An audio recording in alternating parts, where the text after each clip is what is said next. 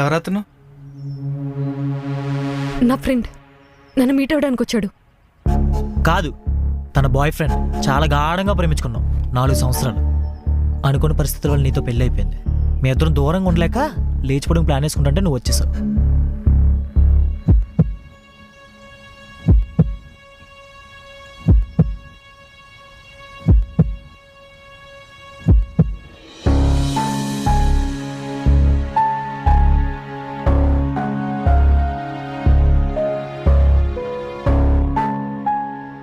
నాకివన్నీ తను ముందే చెప్పింది. తనకు నచ్చకే బ్రేకప్ అయిందని కూడా చెప్పింది.